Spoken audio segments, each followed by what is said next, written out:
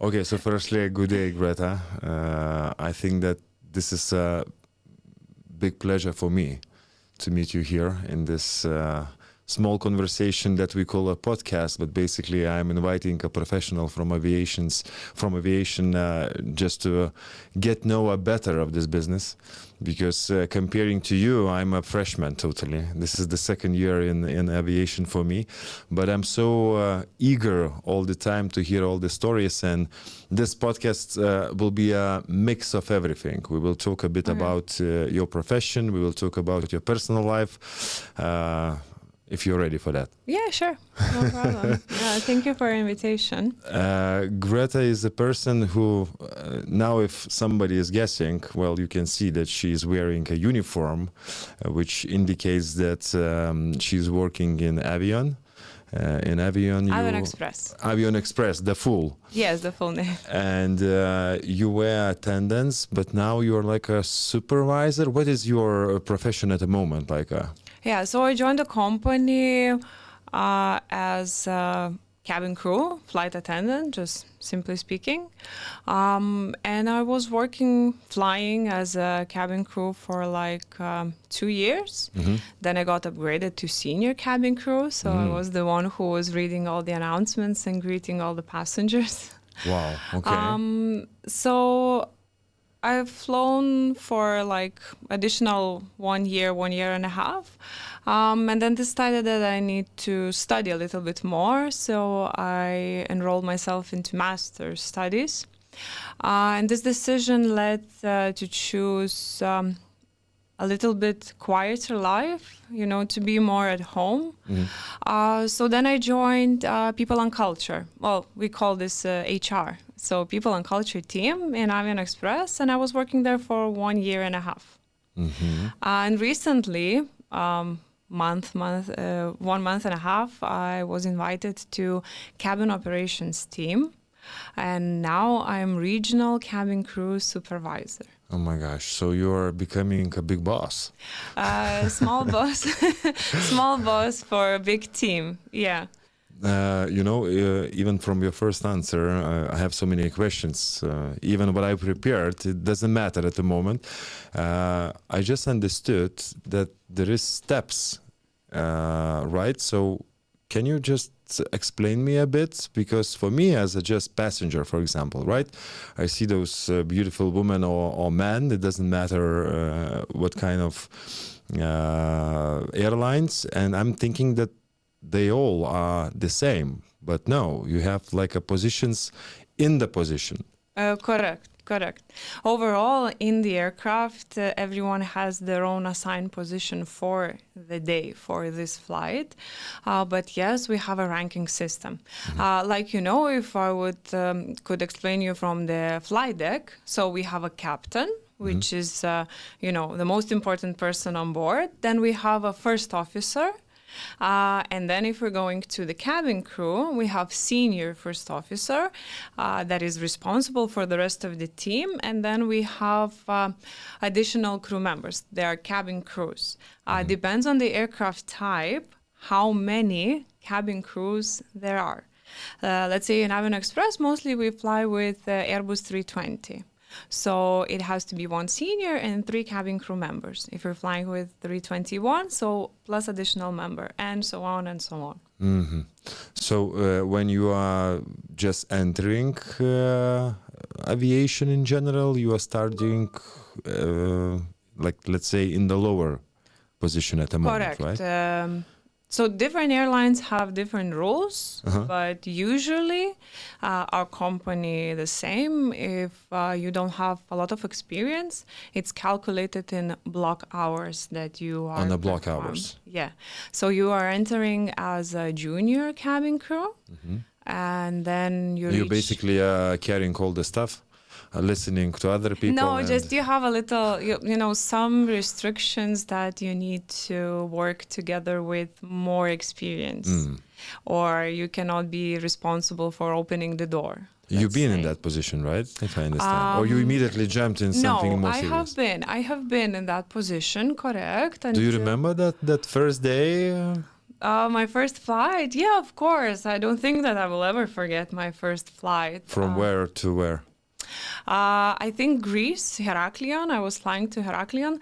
So first, when the crew member is joining the airline itself, it has to have a familiarization flight. So you are just an additional crew member that you do not have any responsibilities. You just observe everyone, what they are doing on board. Because basically you passed all the theoretical knowledge, and now it's time for you to realize how will you use it in practice. So you just see everything, your colleagues explaining you what you have to check, how do you have to act. But you don't do anything on the plane? You're basically standing somewhere and watching secretly what they're doing? Well, you're not responsible, let's say, for safety because you're not still an actual released cabin crew member. So you're not responsible for safety, but you are but you are a part of the crew. So you're more than welcome to help with the coffee and everything else. And, we have the safety demo. So this is a perfect opportunity for the first flight to see how the demo, your colleagues are doing the safety demo, and then you're doing it, the safety demo instead of one of your colleagues, just to show that you have the knowledge and you learn everything.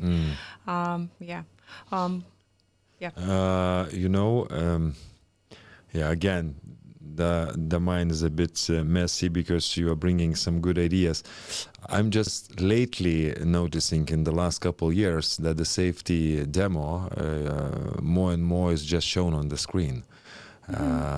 Is this easier now for you when you know that the small video is made and everybody will watch, or maybe not everybody, or it kills a bit of romantic side of this position?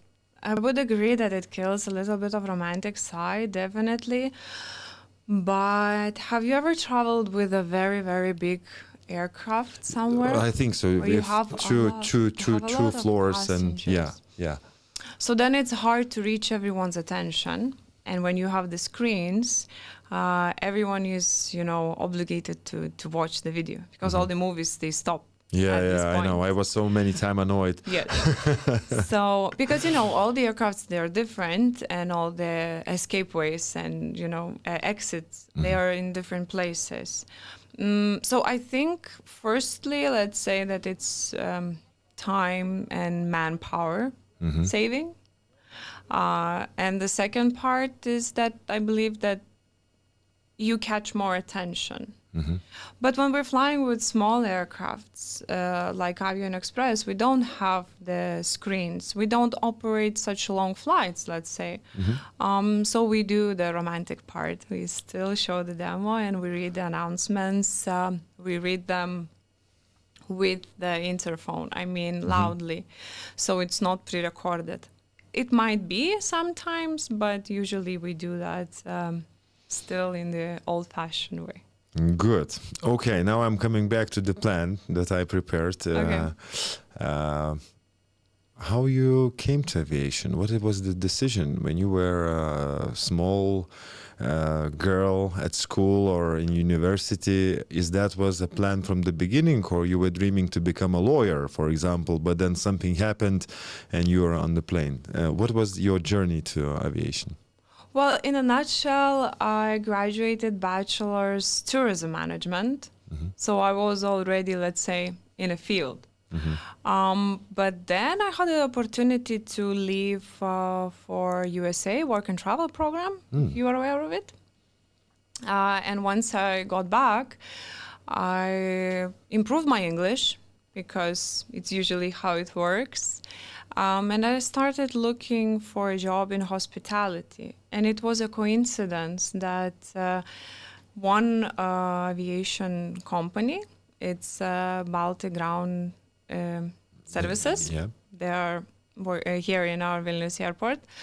They were looking for team members to help with check-in points and departure points. So I've been there. I was bringing everyone to the aircraft. And then usually how it works. So you are into aviation, so either you stay and you love it, either you changed and you will never go back. So I'm the first option. I loved it, and then I decided that I would like to fly myself. So then, you know, you have to find for a certain airline. You're looking for an open days that airlines are doing. So I was invited by Gadget Airlines, but then we got the COVID. So so during the COVID, everything stopped. So then I was just doing some stuff that I was doing when I was studying. And then I got an opportunity in Avion Express because I had my license, I had everything from the documentation side, but I never experienced a real flight. So I had 0 block hours. Okay. And with the help of Avion Express, actually, since I already had the license and I didn't need to take the initial course, they took me in. They assigned the familiarization flights and the trainings and everything. And that's how I started here. I know that there was a period of time, right, when you used the agents as well, and because we are in the Aerviva podcast. Yeah, correct. The question is like, I will not ask you to say something good or too good, but in general, like when you're looking for the job, is it convenient to use the agency in general, like for example, or it's more common that the people trying to reach airline direct, or is it combination of both? Maybe it's a combination of both. It depends on where you're from and what is your circle. Let's say for me as an individual, it was not hard because I was already in the aviation, so you know people. I mean, and Lithuania is a very small country. So the people that you worked with, usually now they're working for one on another airline and you just receive information. But for those who, you know, just dream, but they don't know where to look for, so this is a perfect way how to navigate, let's say, and how to explore if you want to join the airlines. You know, I see the agency in general as a producer for the musician.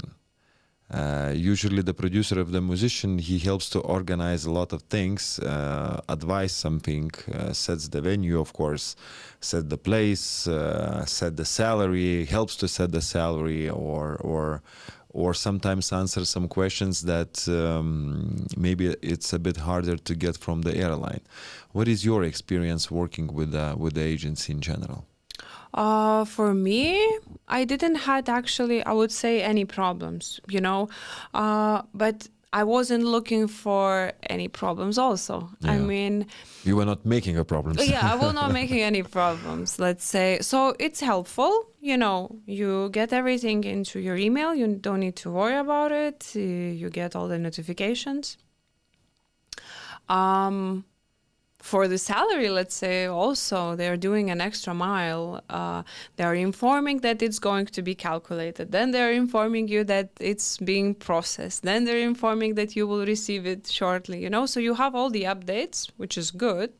And you know that you have support, which is not only on the, you know, from Monday to Friday, from 5 to 4, or from 5 to 6. You know that you can write an email during Saturdays and Sundays and you can get the support needed if it's necessary. Sometimes you can even communicate with the airline with the phone calls or, you know, that with the agency, I wanted to say, with the phone calls, and they are advising you. I mean, they're helping you. Basically, through the agency, you have a bigger chance to find more airlines or like to be this and the guided. Perfect one that fits for you because they're different. We know that there is Emirates that you need to relocate to Dubai and you're going to live there. And let's say there's Avion Express, that we are ACMI airline, so we are airline for other airlines. And we have a different life schedule, let's say. We have the rotations, depends which continent you are. That's how many days you're going to stay in the rotation, and you change a lot of different clients that you're flying for. Is it cool? It's nice. It's very, very good experience. For the pilots also, I mean, because you change the destinations. 1 month you're flying from Vietnam to somewhere, and then another month you're flying from Europe, and then another month you're flying from Mexico. So the chance to see the world through this job increased. Definitely the world, if we're, talking about the leisure side, but also the profession side. I mean, you're becoming more professional. Because you know more things, you learn more flight routes, you meet different people. On the plane and different cultures as well, right? Correct. It's challenging, but also very nice. Talking about the different cultures, I understand that you are working not only because you're Lithuanian, right? Correct. But through the years, you are meeting so many professionals from other countries. Correct. Is it exciting or is it more challenging? Because maybe you would like to work only with the Lithuanian crew. If I'm speaking from my point of view, I like to know a lot of different cultures and a lot of nationalities. You like one better than another, of course, and there is some things that usually Lithuanians they do. We are more cold, so everybody expects that since you are Lithuanian, you're going to be a little bit more distant and a little bit more cold. Yeah. But then when you meet the people, they realize that it's different. I mean, we can have fun also, and we know how to have fun. So it's very nice that you can have a chance to meet different nationalities also, and they teach you their languages, just a little bit, but still. So from the colleague side, but when you're flying from different countries, so now I know how nice is to work in Germany, let's say, because Germans, they're very nice. And if we speak about like Asia, it's a little bit different. They are impatient. They need to know everything right now. I think that, of course, there is some things based on nationalities, but I guess a good person, he doesn't there is no reference to concrete nationality. If you're a nice guy, you're a nice guy. If you're an asshole, you're an asshole. Yeah, correct. How long it takes to become flight attendants in general? I don't know, let's imagine I'm a guy or a woman, doesn't matter. Actually, this world still belongs more to the women, right? Flight attendants, or... I would say now 50-50. Really? Okay, maybe 60-40, but we're getting to 50-50 definitely. Okay, so it doesn't matter is it like a man or a woman, girl, because I'm talking about those who are finishing school, maybe thinking about Young university people. Or in university already. Okay. And I don't know, we all know that there is at the moment a big shortage, especially on the pilots, but with the cabin crew is the same. In the next 10 years, it will be even bigger. How long it takes from my idea till I'm on the plane, and what is included, what I need to finish, what to do? It's a very good question. It's very hard to answer, let's say. Depends on the airline that you are referring to. Some airlines, they do have their own open days. I would say one of the greatest examples is Emirates. But it's very hard to get there. So they have a very big recruitment process. They have open days all over the world. But I wouldn't say that it's impossible. It's very much possible. We have friends that we were flying together with, and now they're already second year flying in Emirates. But the situation is that some airlines, they provide their license by themselves. Ryanair, let's say. So they take. What do you mean provide license? So basically, when you're joining Ryanair, you can be without any documentation. You can just be the guy from school. Okay. And they will provide all the training for you to get the license to become a flight attendant. And then they provide their specific training that it's only based on their fleet, which is airplanes and their procedures and everything else. But the license, you will keep it. This is like a driver license, you know, Okay. so for you. So it's for life. That's it. You have it. I mean, there are some restrictions that you need to fly 5 years, something. But still, it's like what you learn, you have it, and this document will be with you. yes. So you can then change the airlines, just learn their specifics, their aircrafts, and their safety procedures. But basically, you have the license to be a flight attendant. So Ryanair, Emirates, other airlines, they're doing the same. Other airlines here, let's say, in Lithuania, Avion Express as well, we already recruit the people who have the license. We do not provide the license.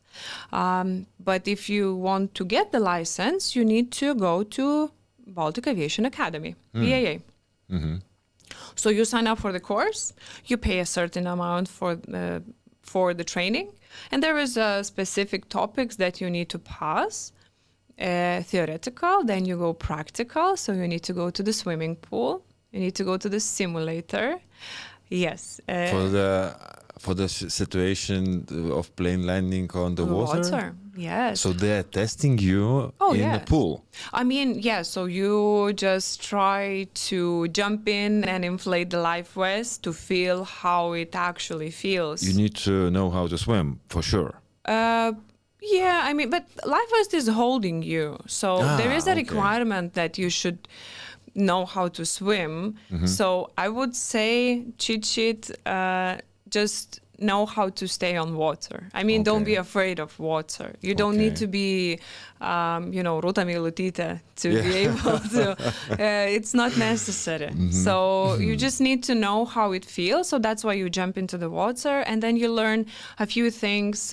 If you have a passenger that is passed out, so you need to form a circle, and then you need to place the casualty, and hold it on the water. And then there is you're using the slide raft that shoots from the airplane for you to go. So you're using this as a floating device.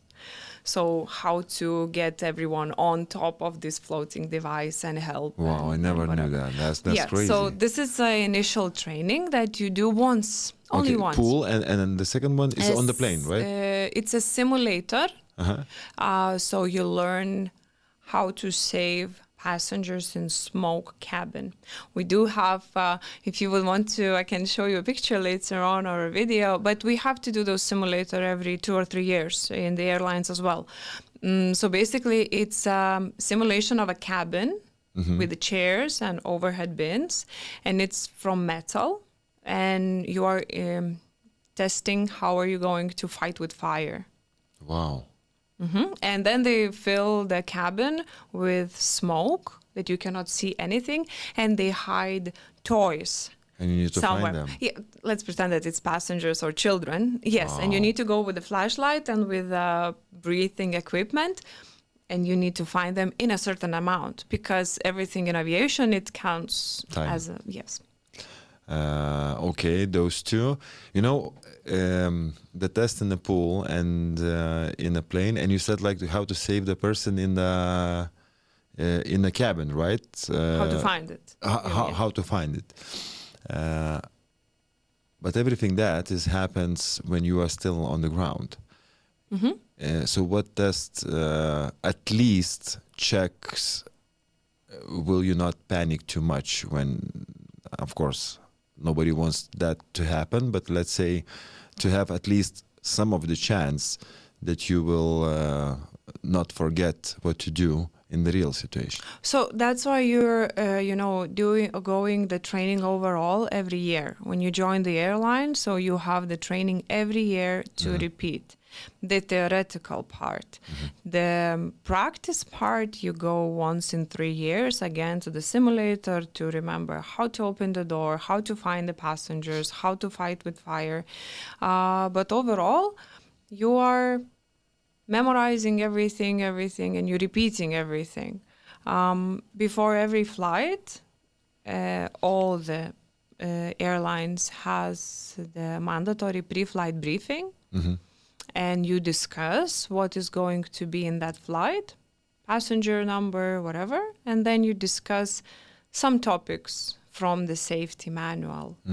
What would you do if a passenger will have a heart attack? Yeah. What is the steps? So that's how you memorize it, and then how not to panic in the plane. I mean, you know, okay, I see that you're really good in the pool. I see that you're really good to find the toys in the simulation.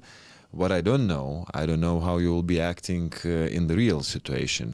So is it basically depends from people who are checking you from the airline side? They are giving like, okay, this woman, she's stone cold in the situation and she's ready and she will not panic and this is why she's on our board.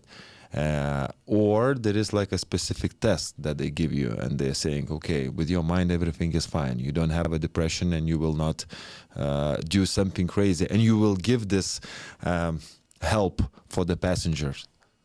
For the pilots, yes, definitely. For the cabin crews, no. Okay. So basically, you know, when airline chooses you, you have some kind of recruitment process. You have an interview.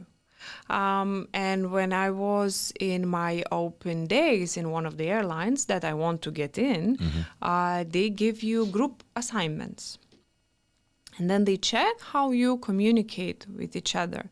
They give you survival exercise. Okay. So which passengers are you going to leave and which passengers are you going to take or something, because you have 15 and you need to take 7 or something like that. Oh my gosh. So they are checking. You want to play this game now? No, but I'll be ready next time on the plane. Am I in which group I am?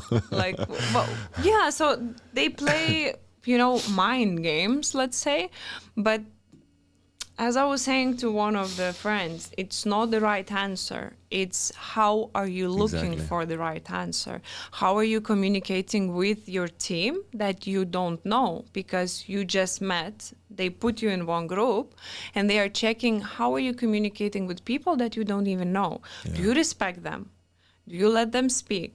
Do they let you speak? I mean, how are you sharing the opinions? So it's, you know, sometimes they ask you, can you please open this water bottle and just fill me a glass?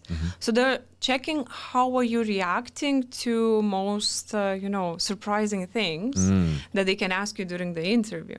Imagine if you're coming for a job to be in the office and they will ask you, can you please take the trash and take it outside? Yeah. You will be surprised. Me? Never. So it depends on your reaction, I think, and how will you answer. But to check...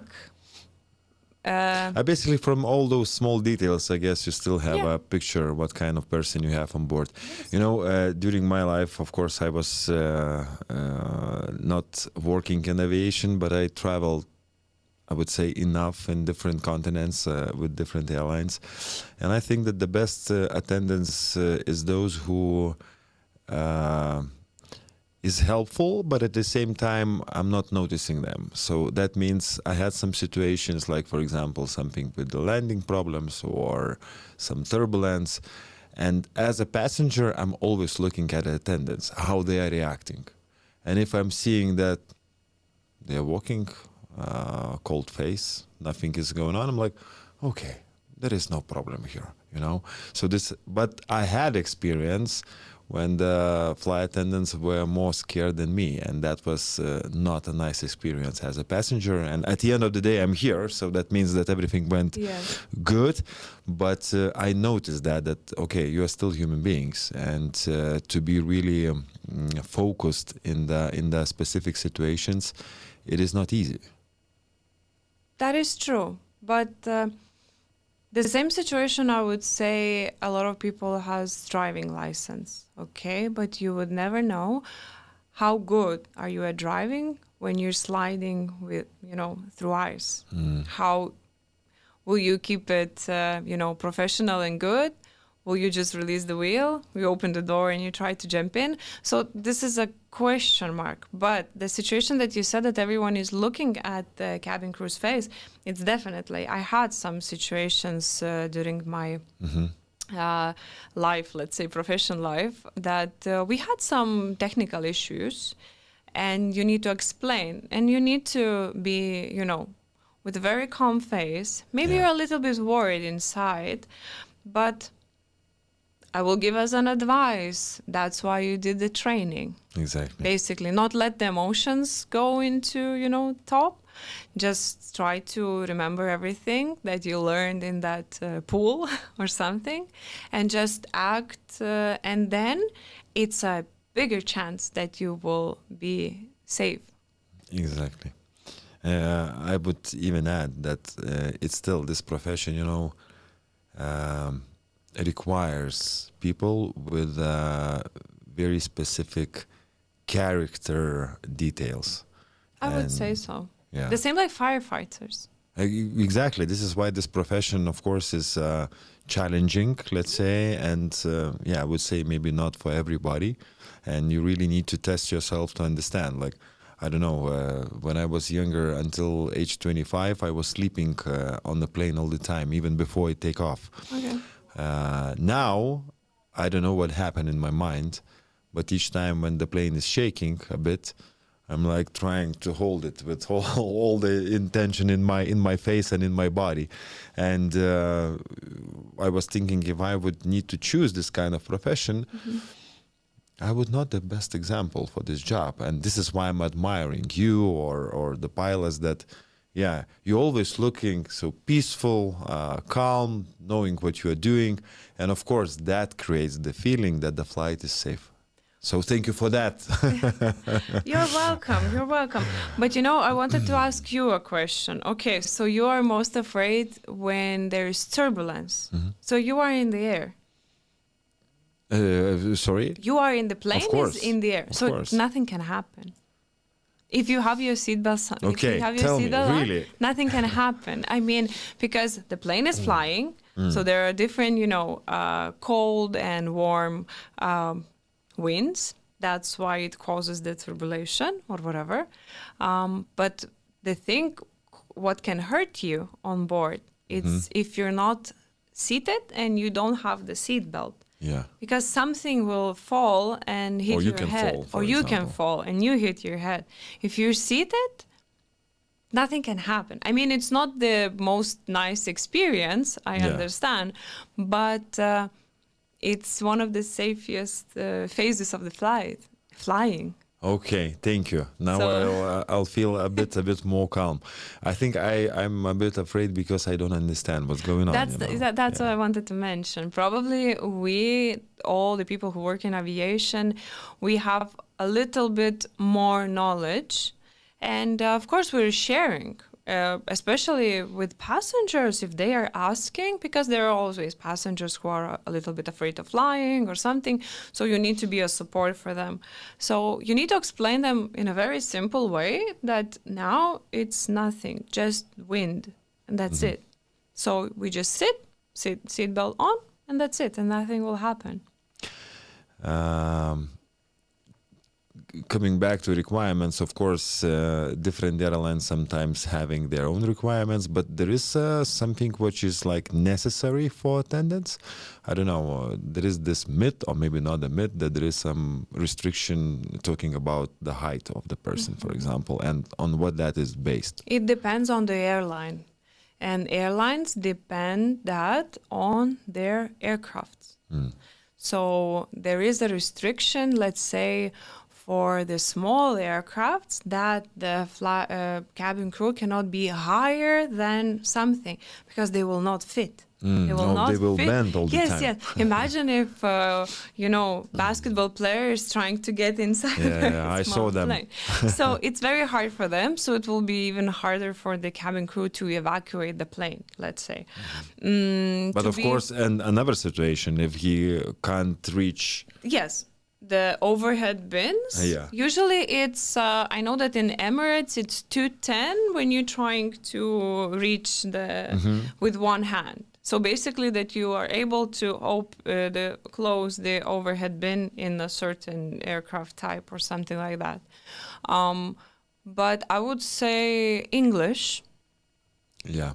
English, if we're speaking about Europe. Yeah. I mean, I I cannot speak about, South America or something, because we are flying according to EASA rules. They're flying according to FAA rules, so it's a little bit different field. But English is important. Your health is important also. I wouldn't say that if you wear glasses or something that it's a problem. No, it's not a problem. But your health in general, you need to be fit. Yeah. Or take care of yourself. It's a hard job because you stay a lot of time on your feet. Yeah. And you know that when you are flying, the pressure is affecting you. So you are getting more tired faster. That's why we have the regulations that you need to sleep a certain amount of hours after a certain flight or something. So this part, but everything else, I believe, Comes from the airline, right? If they have different, one of the things which is, I guess, necessary, because, I had a different experience, but majority of them, all attendants are polite people with rules and etiquette. And I even heard that recently in Avion Express you had like a etiquette training or something like this. And I think that etiquette was not only about how to sit by the table and what kind of spoon to use, what it was about and how important basically to follow this politeness. Well, I would say that we have different people on board, and sometimes we do have business class passengers, not only economy. Sometimes we divide our plane into two parts. Maybe it's simple things, but it's more nice that if you greet passengers with your hands in front, not in the back. Really? I mean, it gives you that, it shows that you are more open. Okay. You're more welcoming. That not that you're hiding something. Yeah, I know that especially if you do like this, this mean like the person is close and I have my own opinion. So I would be a bit scared coming on the plane if the guy would be standing or the lady like this. Okay, so hands here. Overall, how would you greet the passenger? So let's say smile gives you a long way. Yeah. You always do everything with smile. Always, if it's something that you can do, so just do. I mean, if you need to calm down children on board, or if some passengers are fighting because they don't like that one seat is down and another one is not. So you just need to find a very nice and professional way how to deal with these kind of situations. And it's necessary to, because, everything what you just said, it's like, I guess if you had good teachers or at least parents, basically parents, they already teach you to be polite with the others, but you need like a reminder, right? Time to time, small details, how to act on the plane. And this is universal rules in general. Yes. But some of the people, let's say they don't know. So the cabin crews, they're always standing, and the passengers are always sitting. So it's not the same level.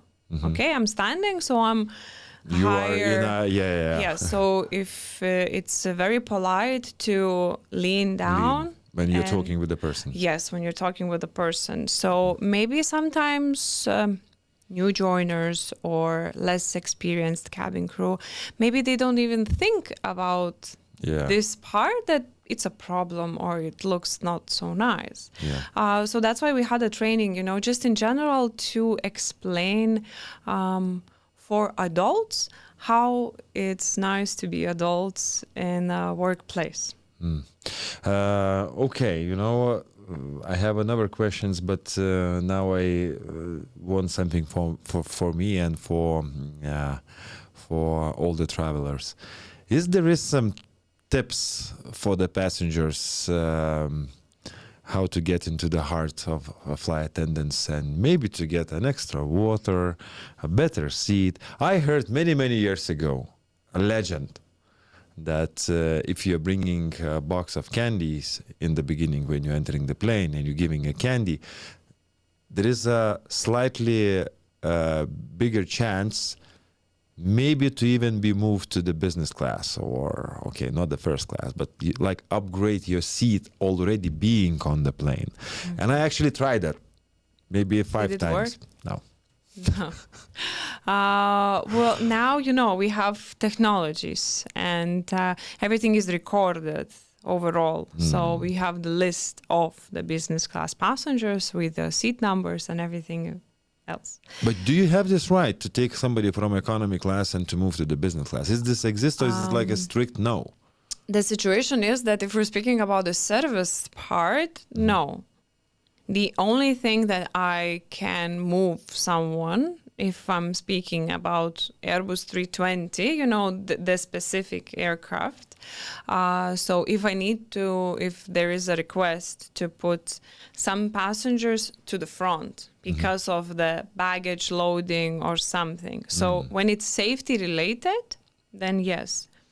If one of the seats are broken and I need to use another one, if it's possible, then maybe yes. If there is not other seats in economy class. Correct. So this is the only thing. But I mean, speaking about the business class, but to have water, coffee. Extra. Of course. I mean, depends. Yes, definitely. I had, experience that I was offering coffee for the gentlemen that they were fighting because of the chair. And we need to take off, so I cannot let them fight. I need them to sit down and we need to go. And then after the plane took off, I approached them both and I apologized for, the inconvenience. And I offered them coffee just, to make their trip journey better and just to start, let's start from the beginning. Okay, now it's your trip. I bring you coffee, you enjoy, and no more fighting or something like that. You like football referees. I guess you have like those, yellow cards and red cards. So basically, yellow card means like I give you the first warning, and the red card means that sorry, but you need to leave a plane, or I'm calling a police or whatever. And I guess it happens sometimes before the flight, as you're saying, somebody's fighting because of the seat and you need to figure out how common those situations is in general, that you need to be still polite but strict because the passenger is crossing the line. Sometimes happens. But not a lot.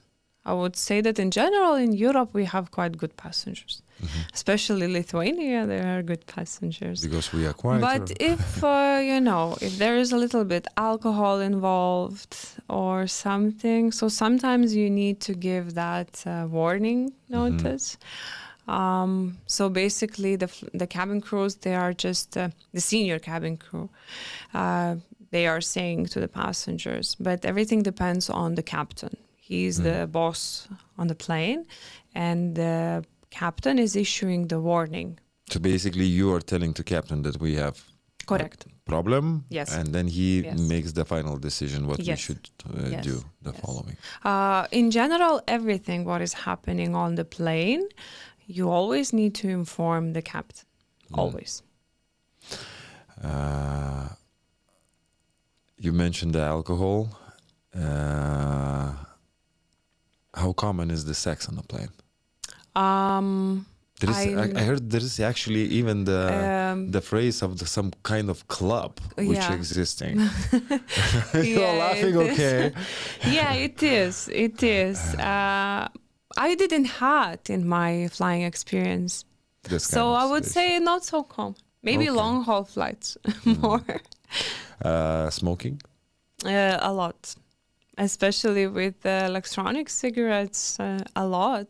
And I would like to mention that it's not because it smells. It's not because it's not nice. It's because the plane is made from the materials that can be burned in 10 minutes.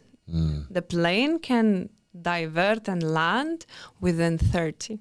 So, I mean, it's the most dangerous thing what can happen on board, fire.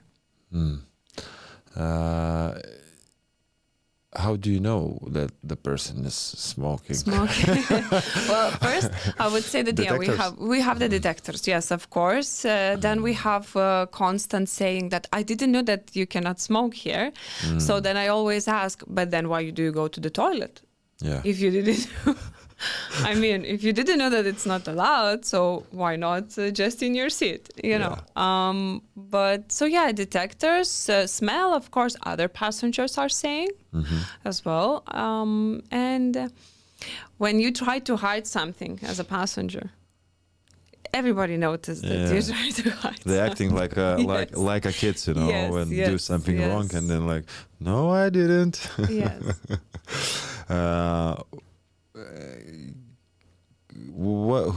What is the bad passenger and what is the good passenger? Or let's say, okay, I understand that the passenger who is following the rules, sitting on the plane, understanding that it depends from the aircraft, that basically all the people are in the same situation for the next 2, 3, or 4 hours, or even longer, depends how long is the flight. And I guess this is a good passenger, but who is like annoying passenger? How you would define this person who is not the best one? All passengers are very nice passengers. I mean, we are happy that still people are flying with airlines. That's how we, have the job. Okay, I'll ask what kind of passenger doesn't help for the flight? It doesn't help when some passengers are trying to explain from their point of view because they think that they know better than you. The rules or why we're landing or what is going on. So let's say a small panic organizers because they try to make a mess and they do not loudly, help. Express their opinion. Yes, and then they gather everyone and we are human beings, so we are following the crowd usually. So if one and then the second one and then the third one is saying the same thing, even if it's total nonsense, everyone starts to believe that it's true. Let's say if there's a technician that is just checking, that aircraft is being checked before every departure. And then there is every week a different checks, every month different checks. So everything is according to the rules, everything is according to the numbers, and it's very important. That's why the flying is the most safe way of traveling. So if they see a technician, an engineer, on board, straight away thinks that something is wrong. No, he's just here to check that everything is all right, and that's it. So I would say the people who are just exaggerating too much.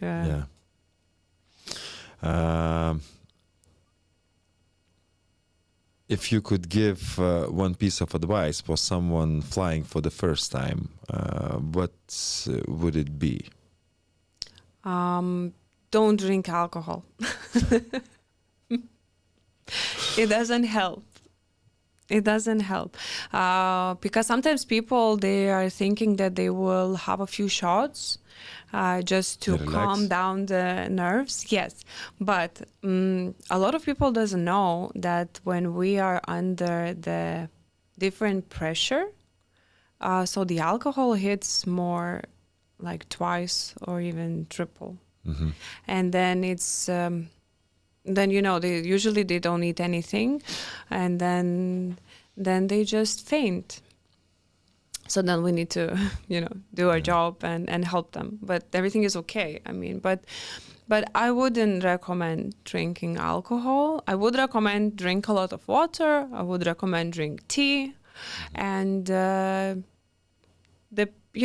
travel pills, because some people are feeling nauseous when they are traveling. So from the plane, ships and car rides. So you need to take that a few hours before the flight. But I guess you're noticing really fast who is flying for the first time and who is like more experienced. I guess those people are still looking at you when you are showing all the safeness instructions. Actually, I'm still watching. Even I guess I could actually repeat all those instructions. Depends on the plane that you're flying. They're different. Or even if it's like a video, for example, but the majority how to use the belt or where is the exits, for example. So newcomers on the plane, I guess, as a passengers, they are more in everything what's going on the plane. Correct. And newcomers, they usually do some kind of ritual when they entering the aircraft. So some of the passengers, they do this. Some of the passengers, they touch the plane. Okay. They are entering and they touch the blessing. plane. Yes, that everything should be okay. So you notice that. You notice them. And maybe you keep an eye on them if everything is okay. I mean, if they don't need any help. I had a passenger, but I was actually not flying. As a cabin crew, I was working in a ground handling at the time. And Finnair, they have planes with propellers. Okay. Maybe not with the simple engines, but with propellers. And one passenger, she arrived and she get off the bus, next to the plane already, and she saw that kind of aircraft. She said that she's not flying. Definitely, she's not flying. So it was very nice that the captain, he went outside and he explained to her how it works. Yeah. And he promised that everything is going to be okay, and she took off. Could you answer my couple questions, which is basically based on the myths that I know about the plane or about your job? And just, you of course already told me that all the chocolates that I bought and invest hoping that I will be upgraded to the business class was just waste of money.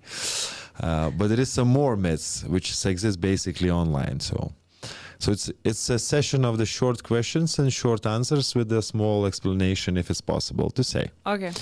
So are there really cameras in the aircraft which basically sees all the passengers all the time? I wouldn't say so, no. As far as I know, no. How do airlines detect if someone smokes in the bathroom? So, as I mentioned before, you see from the passenger itself, there are smoke detectors, and it's a very closed space. So other passengers, they will tell too. Do flight attendants have any secret signals? Oh, yes, a lot. Really? A lot about everything. Yes. Wow. Like you were telling to your colleague that on the third row, second seat, there is a bastard. No, not these ones. Usually the flight attendants, they are using the signals for the service more related. Mm-hmm. So imagine if you're doing the service with a cart, and your colleague goes into the back to do something, fill the water or whatever. And if you are in the middle of the cabin and ice is finished, so you press the passenger call button, because then there is a sound. So your colleagues, they're going to notice that somebody pressed, they're going to turn to you. And you just show that you're missing. Ooh. Is it universal? Is the signs the same or are they a bit different? I don't know. I think they're different. I think every crew members, all the airlines, they have... But I guess in ACMI, which basically you are working, the people should still have this the same system more or less in between. I'm not sure. Okay. I couldn't say. I think that it's more maybe from the people that you are mostly flying with. So that's why. But if you need pork, so you ask like this, I mean, so it depends on the service. And if you need a chicken? If you need a chicken, you do like this. Or somebody does like this. But it's the That's same cool. for coffee. Oh, really? So it's, depends what do you sell? What do you have? What do you provide? Wow.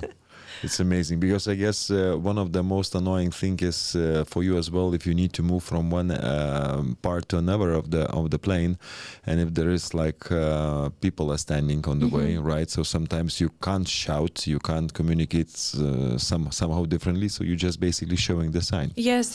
Not to walk around too many times.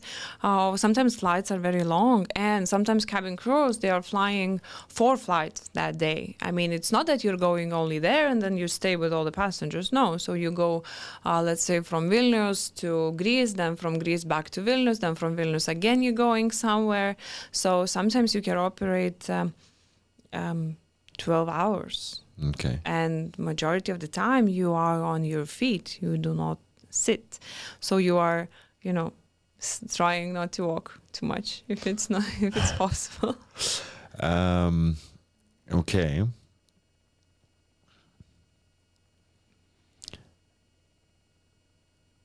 How much alcohol is too much on the flight? And have you ever had to cut someone off? Yes, we did. Yes, I did. I had. Depends on the age and on the weight of the passenger, but it's the same on the ground also. But usually, when we have the holiday destinations and everyone is going for vacation. Ibiza. So in my experience, we had a few girls flying. Maybe it was a bridal shower or something like that. So they had a couple of bottles of champagne, the big bottles. There were 4 girls going. So they had 2 or 3.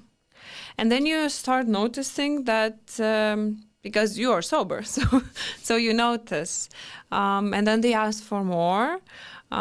So our decision was, because we did had more big bottles of champagne, but our decision was to offer 1 small for each. Because sometimes for the passengers, just this 1 glass was not enough, and that's it. So we offered 1 each, but the party didn't stop. So we explained in a very nice way that this is because of your health and all the situation. And are they were noisy? Yeah, and then the passengers, they're becoming disruptive, They are speaking too loud. Other passengers are complaining. If there is turbulence, so they're not using the seatbelt. Correct, right, but they want to go to the toilet also, which is not allowed, and then you have not a very pleasant situation, and then you are the bad guy because you stop the like party. A policeman trying to regulate the system. Party. Yes, so sometimes it happens. You're trying in a very nice way to explain, but at some point I was even thinking if one of the girls, because she got a little bit aggressive, so I was thinking, okay, so what is my steps, what to do? So we asked her to sit in the front of the plane. Just trying to separate the like at school. like at school, yeah. And it helped usually. Is it true that when the passengers are coming to the plane, you are not only welcome them, but you're looking for the healthy, strong people who can help you in a critical situation? Yes, not like looking, but you're scanning everyone. It's your job to know who is on board. Of course, they go through the gate, which is some kind of filter. So the gate staff, they should let you know that if somebody is not walking or somebody is blind or whatever, there are different procedures regarding that passenger. So someone is pregnant, let's say, this is important too. So also you're noticing what kind of passengers are sitting in the first rows and in the overwings where there is the emergency exits. There are some restrictions about the age, and also they all have to be fit. Let's say cannot be any broken arms or broken I think legs. to get on the emergency exit is a bigger chance for me, for example, who is a man, let's say, not a weak man. Is it true that sometimes you are moving to emergency seat somebody, if you're seeing that there is, I don't know, children, or children can't sit on It depends on the emergency exit. airline. Sometimes it's 18 years old, sometimes it's 16. Some restrictions exist. Yes, but sometimes it's 12. So it depends on the airline that you're flying for. But well, I would not say that if there is a lady and I will change. No, but if there is someone with a broken leg, because sometimes the people they intend to buy emergency exit because a bit more space. More space, but this is an emergency exit row, so it's not. So I always offer to everyone buy first and second row. First, the best, because usually if you have a wall in front of you, so it's not a direct exit. Yeah. It's just extra legroom. But the ones where there is overwings, so no, all the healthy, good passengers have to sit there. Who can help? And this is again everything about the safeness. Correct. So we just observe everyone who's getting on board. If there are any drunk passengers, any broken legs, as I said, or something, just to know overall situation.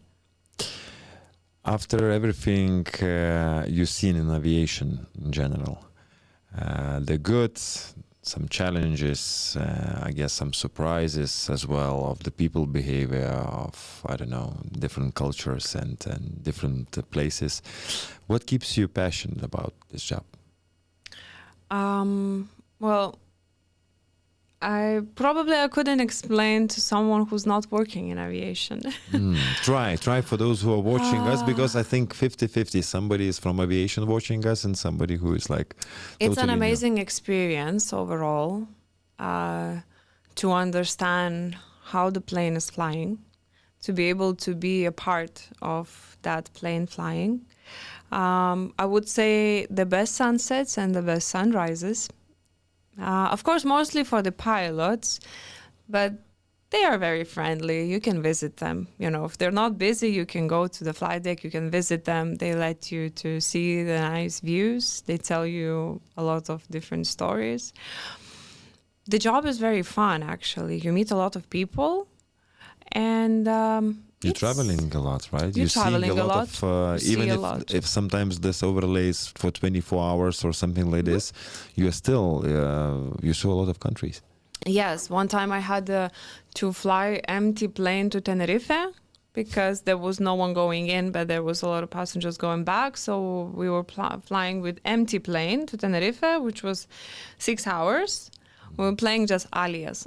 Okay. Did you do the security for empty seats? No, you don't need to. You don't need to do that. But so I was traveling to Tenerife, spending them one day, and then I was going back with a full plane. So it's fun. These kind of experiences, travels, of course, and I would say that this part of aviation job, this part, flying part.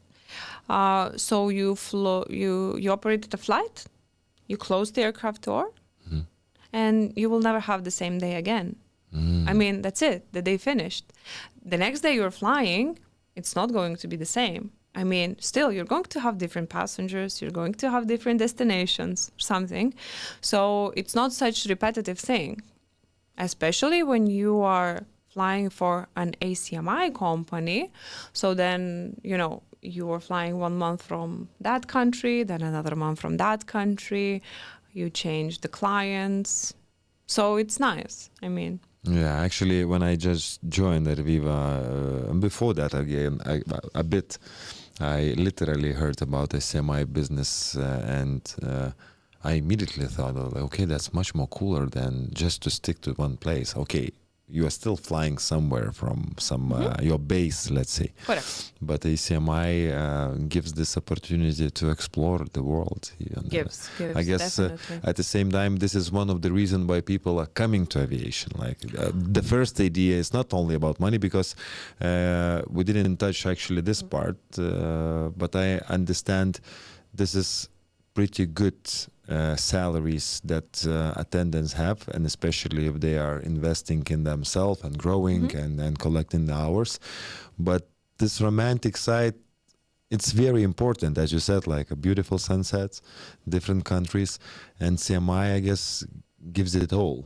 Yes, usually it does. I mean, you need to understand that you're going to travel. So if your goal is to travel the world, then it will be, as you said, you're going to travel the world. So you're going to have different places as your rotation base, you know, so you're going to spend 30 days, 40 days at some place.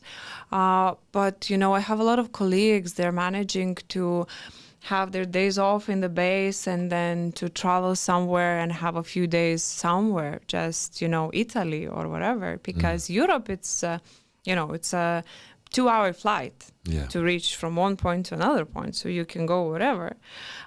So this part is nice, but you're not staying a lot at home.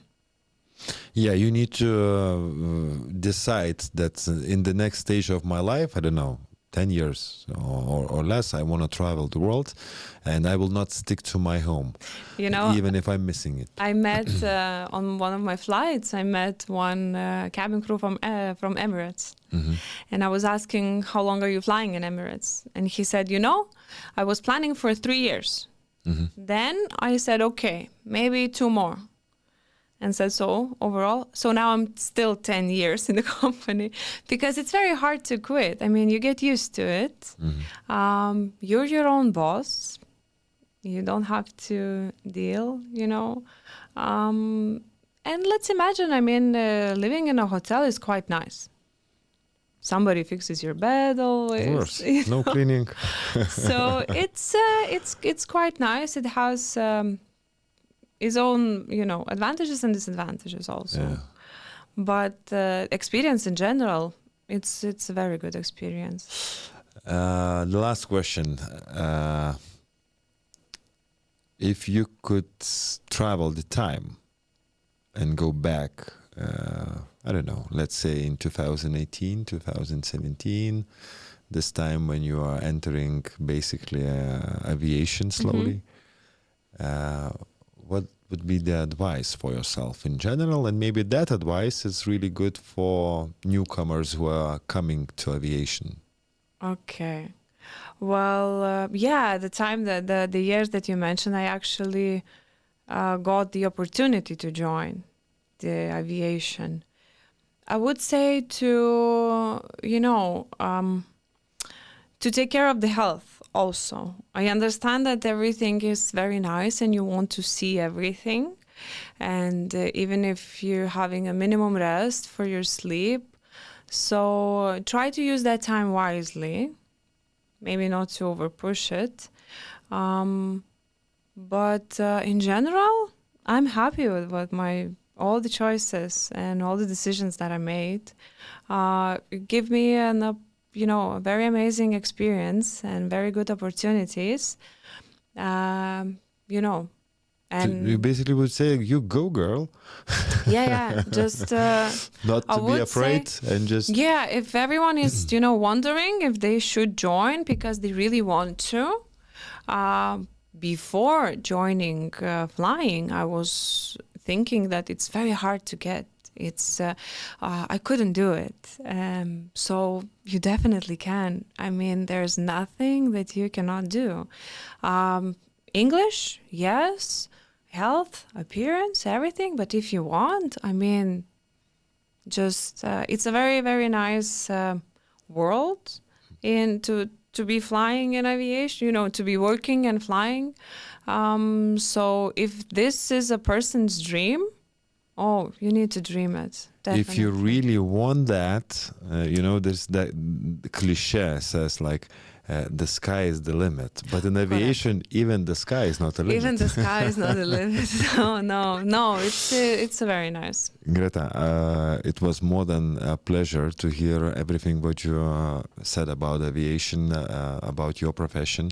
And to be honest, I'm still thinking that I have so many questions left. But thank you firstly saying that on the turbulence I can be relaxed. I'll try to remember you the next time and to think that everything is cool. But it was a pleasure to spend the time with you and to hear so many great stories. Thank you so much. Thank you so much. It's very nice to share. It's very nice that people are still interested and that they still believe in myths. And believe in myths. And I would maybe add one thing. I think still, even for you, knowing how the plane is working, how the flight is going, you are a bit of magicians, everybody of you. And Yeah. I'm a bit happy that for me, this flying bird, this flying, with all respect, a metal box in the sky, which I don't understand. Yeah, I know the physics, I know how it goes, but I don't want to know. I'm really happy each time crossing, firstly, the gates in the airport, then coming to the plane, and then feeling this take-off moment, and then safely landing. And all of that happens because people are choosing to work in aviation. So thank you for this magic that you Correct. create. Thank you. Thank you.